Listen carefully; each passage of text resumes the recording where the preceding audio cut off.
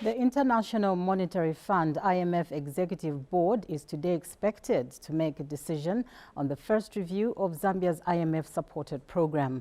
Once the Executive Board review is approved, Zambia will have access to 188 million United States dollars.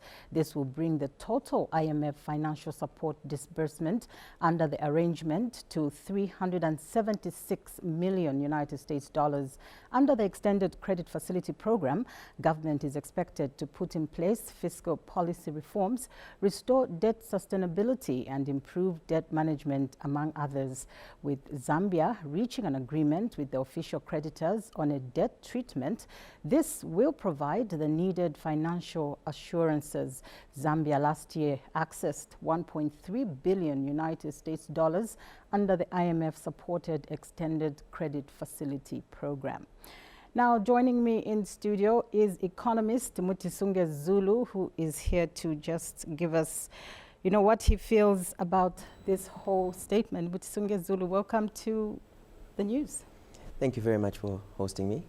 All right, so what is the purpose of the extended credit facility to Zambia? Let's begin from there. Okay, thank you so much. So, extended credit facility is usually for balance of payment support to allow nations that are in distress to continue with economic activity. So never at a point would you want an economy to run out of dollars and struggle with things like fuel importation, government failing to execute some of its social projects, especially to the vulnerable. So extended credit facility is a financial facility that comes from the IMF, and just to help the country continue with running the engines of economic growth. All right, so what does this mean for Zambia to have access to this second support? Okay, so the second tranche is very much important. I talked about availability of dollars in the country, balance of payment support, and for the state as well to have funds for fiscal programs, especially that we are in a distressed position. So I must say something like this is the second tranche. The $1.3 billion is never given in full. Okay. So you keep drawing against your limits, and there's an assessment that does take place.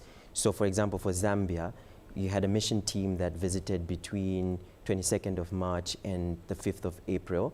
And what they found was that all structural benchmarks and quantitative criteria were met. There was only one other condition that was very critical for Zambia: to get assurances from official creditors in line with the financing assurances that were given last year in July. Now that that has done, chances are that we're highly likely going to get a disbursement, an approval that will lead to a disbursement, and Zambia can then access the second tranche of 188 million. So that just keeps the engines of growth moving. And at the same time, there's that confidence that comes with being on an IMF program. And the IMF program was also a precursor for successful debt restructure. I think it's very evident that the right steps are being taken already. I think it was yesterday where non-disclosure agreements were being signed, and you can see that the private debt component is also being, there are steps being taken to restructure it, and that should complete the whole entire restructure process. So it's actually in good stead for Zambia. The outlook is positive and bright. All right, so how will the debt restructuring help in pushing the IMF board to approve the program for Zambia?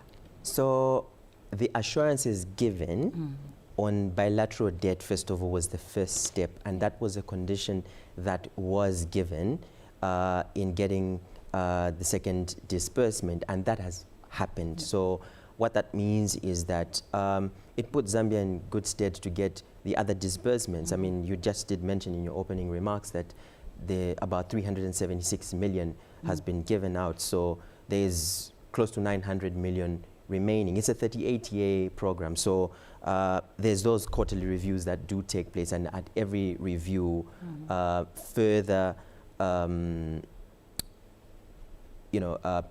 good performance of the economy and whatever benchmarks have been set being met will then expedite further disbursements, and these monies would then be accessible to the authorities, and then that will help spur economic growth. All right. Mr. Zulu, thank you so much for joining us on the news desk. Thank you so much for hosting me again. All right. That was economist Mutisunge Zulu, who is also Zanaco Chief Risk Officer.